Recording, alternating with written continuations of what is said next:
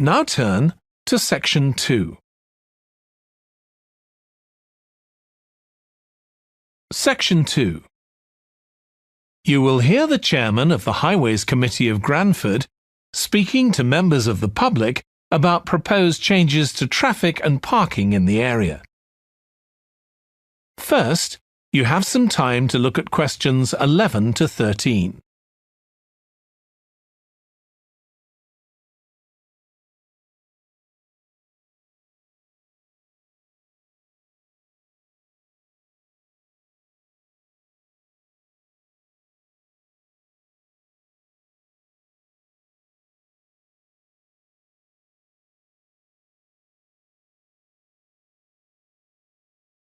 Now listen carefully and answer questions 11 to 13.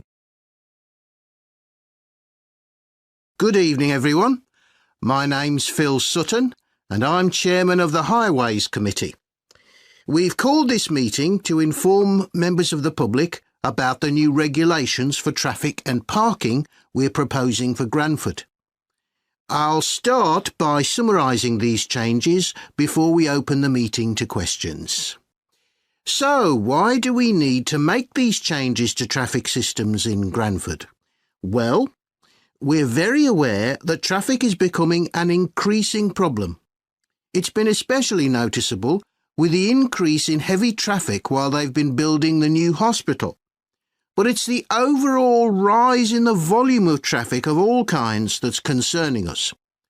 To date, there's not been any increase in traffic accidents, but that's not something we want to see happen, obviously. We recently carried out a survey of local residents, and their responses were interesting. People were very concerned about the lack of visibility on some roads due to cars parked along the sides of the roads. We'd expected complaints about the congestion near the school when parents are dropping off their children or picking them up. But this wasn't top of the list, and nor were noise and fumes from trucks and lorries, though they were mentioned by some people. We think these new traffic regulations would make a lot of difference, but we still have a long way to go. We've managed to keep our proposals within budget, so they can be covered by the council. But of course it's no good introducing new regulations if we don't have a way of making sure that everyone obeys them. And that's an area we're still working on with the help of representatives from the police force.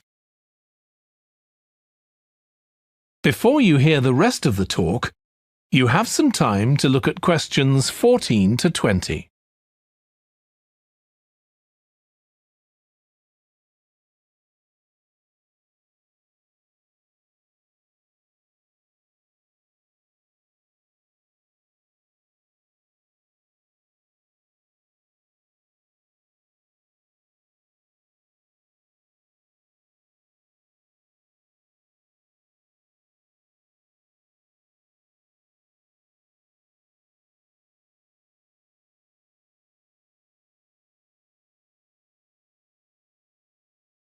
Now listen and answer questions 14 to 20.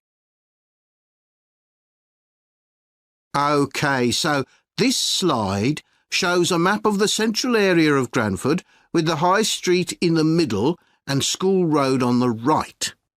Now, we already have a set of traffic lights in the High Street at the junction with Station Road, but we're planning to have another set at the other end at the School Road junction to regulate the flow of traffic along the High Street.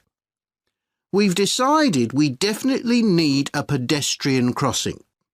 We considered putting this on School Road just outside the school, but in the end we decided that could lead to a lot of traffic congestion.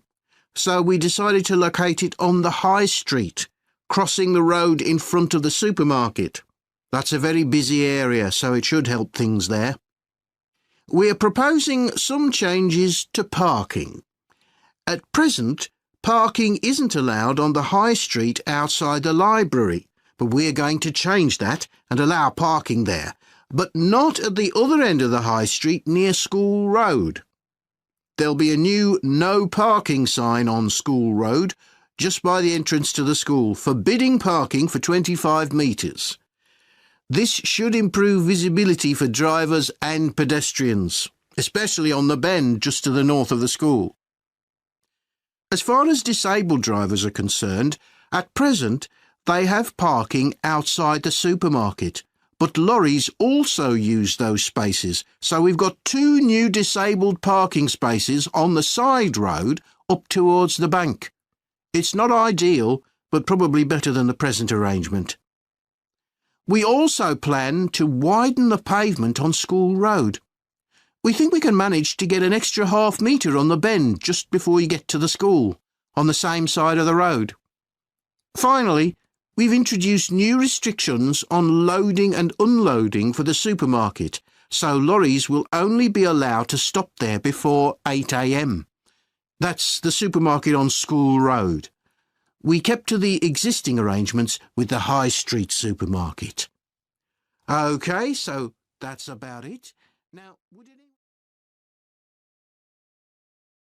That is the end of section 2. You now have half a minute to check your answers.